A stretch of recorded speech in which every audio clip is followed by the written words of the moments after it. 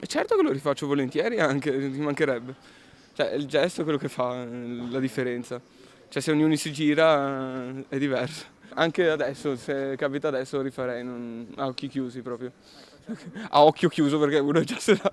Non ha perso il buon umore e la voglia di scherzare Sadiq Simonetti, ma le conseguenze del pestaggio subito da un borseggiatore che poco prima aveva smascherato mentre tentava di alleggerire una turista sono ben presenti nel suo volto.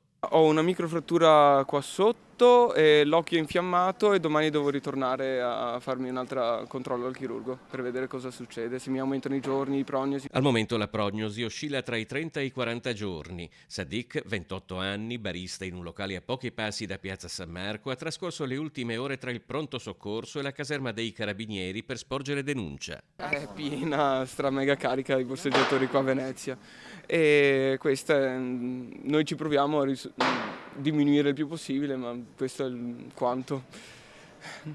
Un minimo aiuto che posso dare io, non è che posso fare chissà cosa, però vediamo quello che succede. Intanto faccio il mio dovere civico, poi vediamo se forse loro ne fanno qualcosa, eccetera.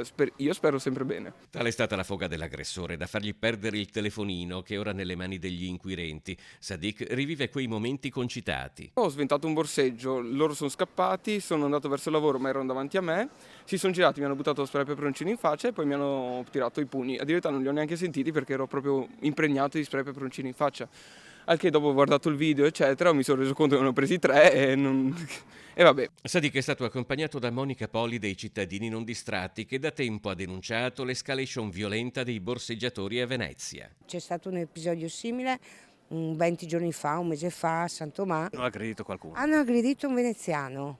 Non ha sporto denuncia perché lo so, purtroppo, perché c'è anche il problema che tanti ormai nello sporgere denunce sanno che poi non va avanti.